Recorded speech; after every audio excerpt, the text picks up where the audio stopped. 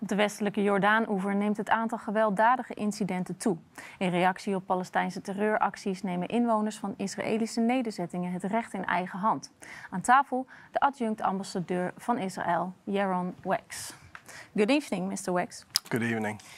Let's start off with the incidents on the West Bank. What can you explain us? I think in Israel in the past few months and even the past few years, we've been facing growing terrorist threats and attacks from within the Palestinian Authority, as well as the surrounding area. And in Israel, we've said that we have to deal with these threats very, very seriously, and that we have to operate in the places that are needed.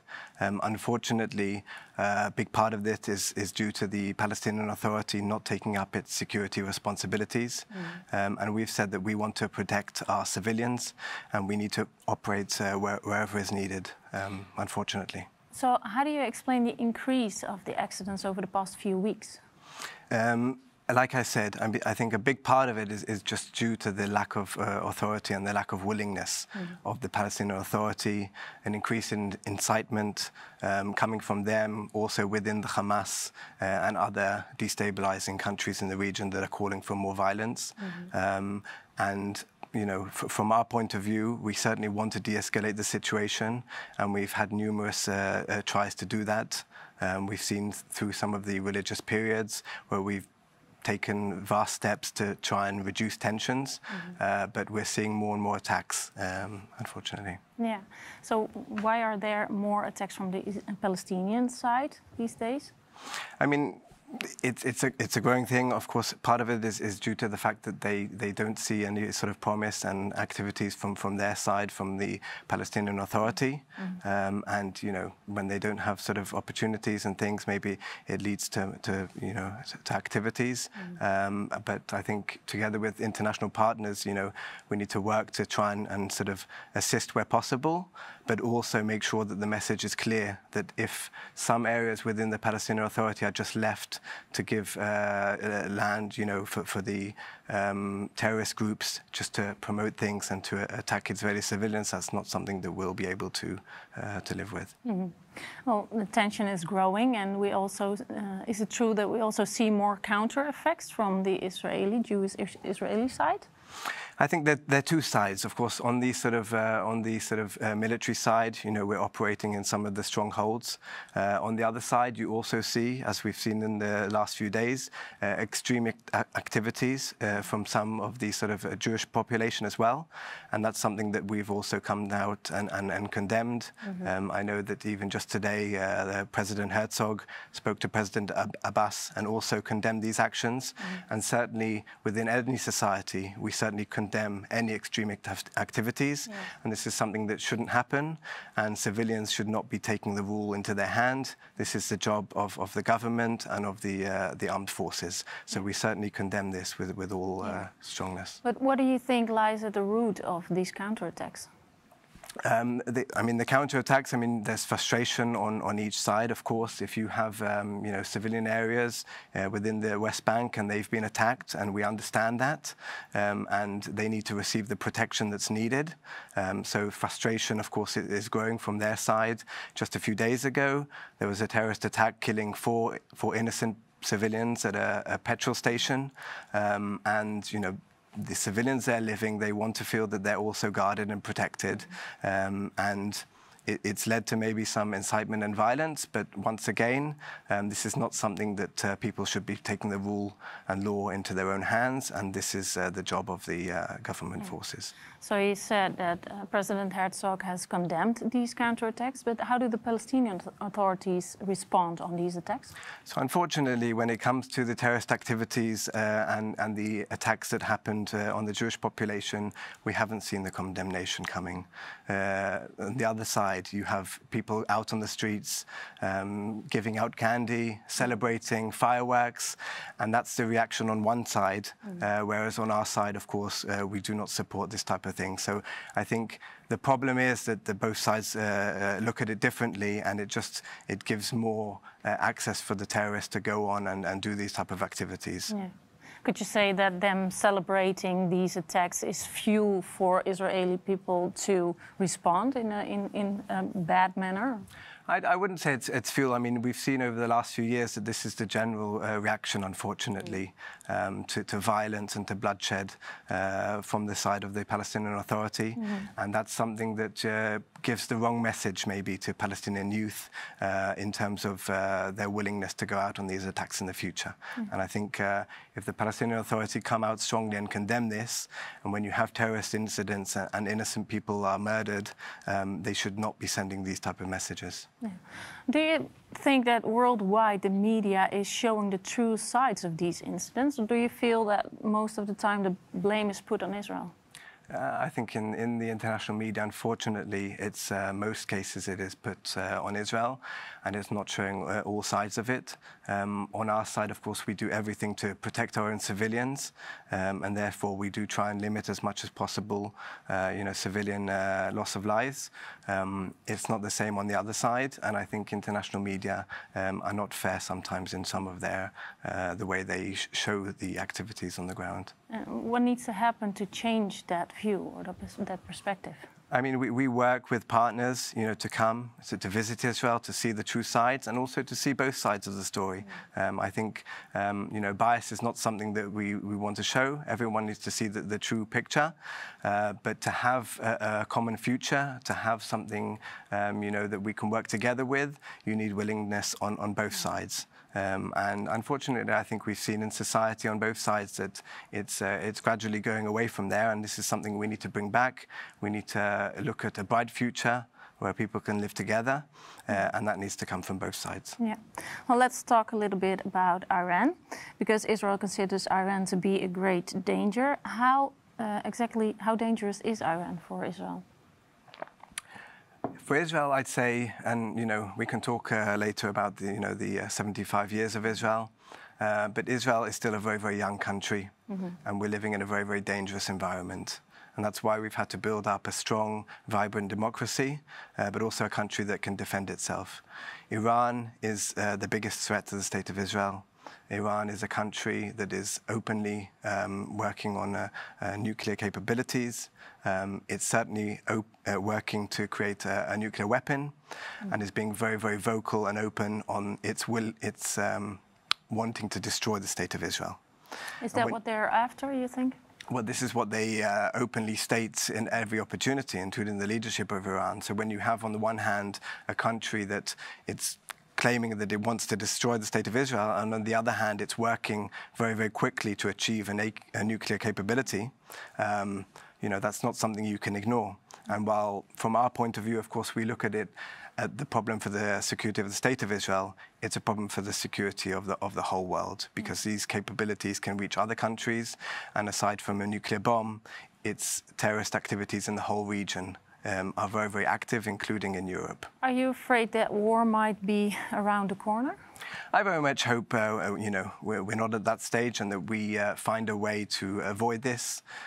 For this, I think we need there to be, a credible military threat to Iran to make sure that they don't go that far, because I don't think it's in anyone's interest.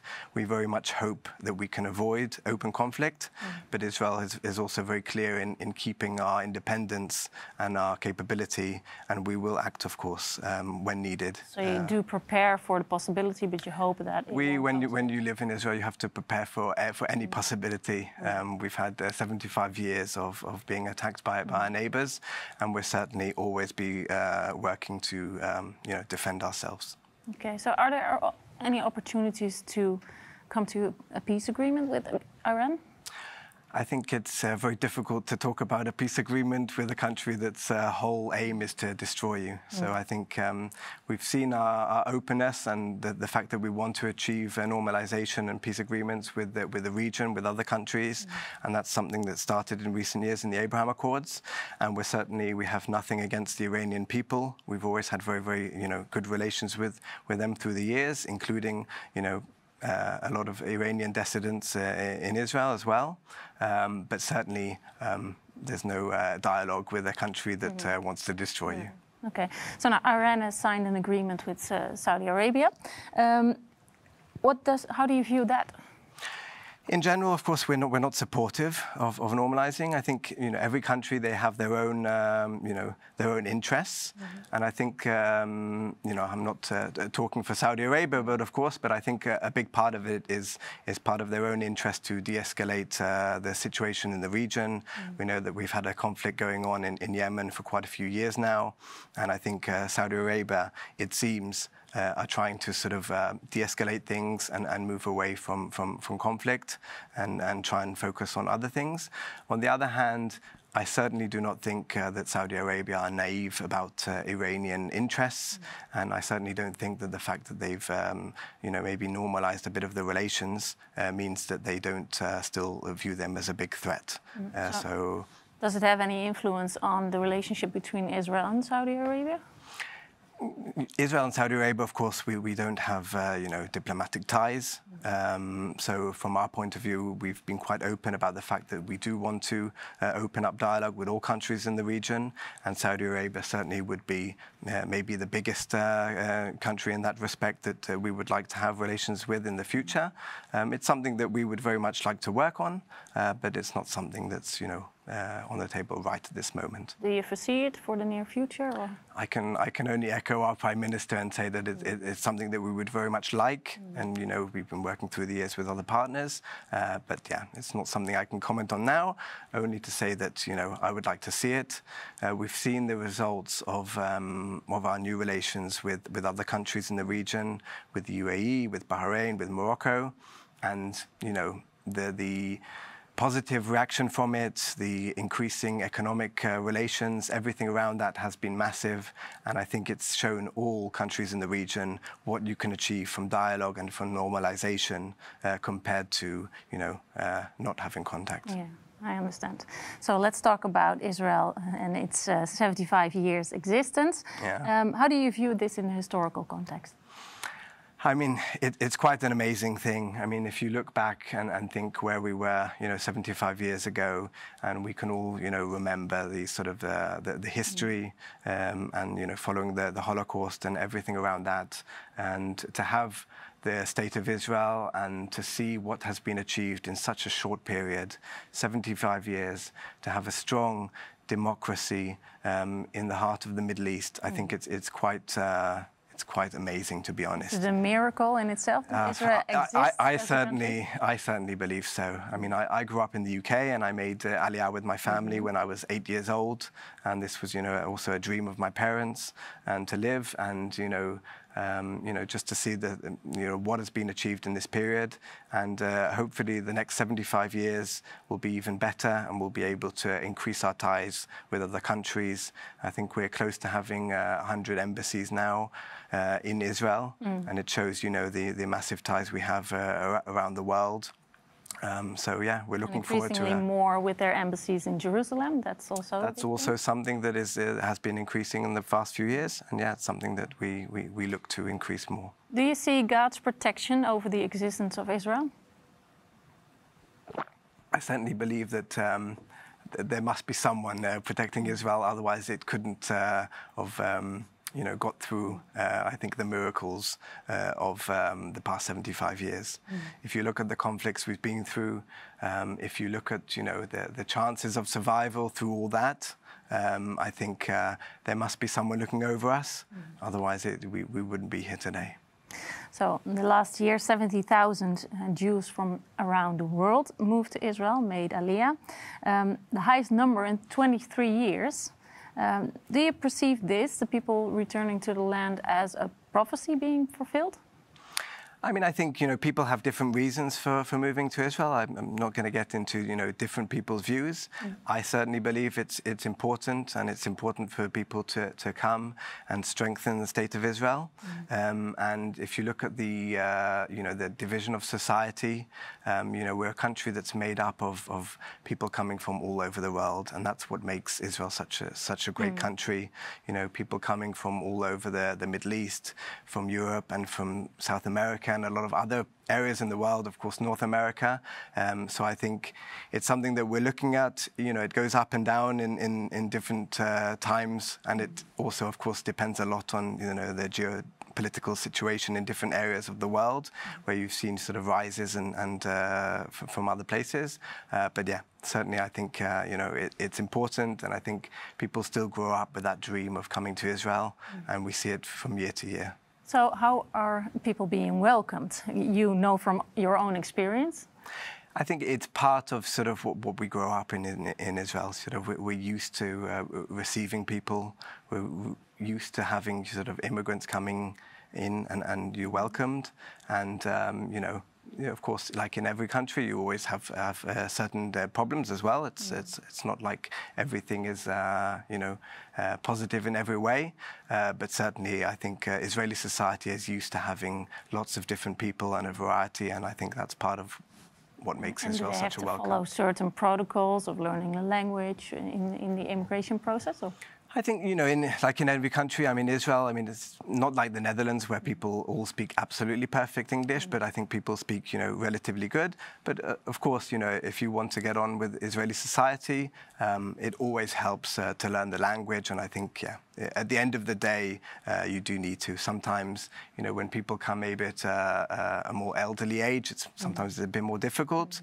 But of course, to blend in society, you have to learn Hebrew. Arabic is also very, very useful, of course, in our neighborhood. So certainly that helps a lot. So they do get used to their new homeland? Yes, of course. Yes. And what do the new residents contribute to the culture of Israel? So much. I mean, if you look, first of all, on the sort of culinary side, in Israel you get, food from all areas of the world, but also culture. I mean, historically, you look at different sections in Israel, and sometimes they're renowned from immigrants from a certain area of the world, and it kind of stays there through the years. But yeah, it's culture, it's food, it's everything really. Well, the perseverance of the Jews throughout those 75 years is obviously something that stands out. What do you think is the most beautiful part of that? Of the perseverance of the Jews? I mean, I think it's maintaining that culture, the fact that you have, from thousands of years ago, you have this Jewish community that's been there throughout and then has been all around the world and has managed to maintain this culture, religion, the Bible, and such an ancient thing that, has changed maybe very little in that terms. I think it's quite amazing and unique. Mm-hmm. And what would be your hope for Israel for the coming years? I hope that we'll continue to build and be strong and continue to be a vibrant democracy and continue to increase our relations in the region, including with the Palestinians. I think in everyone's benefit, we want to normalize relations and show that through ties and economic activity together and culture, that's how we can create a good, stable and secure region. At the same time, we will always need to maintain our security and do everything to keep Israel strong like it is at the moment. Yeah, and what can we do to help with that? I think, the history of the Israeli-Dutch relations, is long. We're celebrating 75 years this year, but next year it's going to be 75 years of Israeli-Dutch relations. And I think, we have few friends throughout the world that are as strong as the Netherlands, and we want to keep it that way. Since being here in the Netherlands, I've seen this. We've had a Mazel Tov tour of Christians for Israel, which I've been to quite a few concerts. And together with our ambassador, and we've seen the massive support here. Thank you. So it's been great to see, and we want to continue that, and we're very thankful. Mr. Wax, I want to thank you for your time here and sharing your story. Thank you.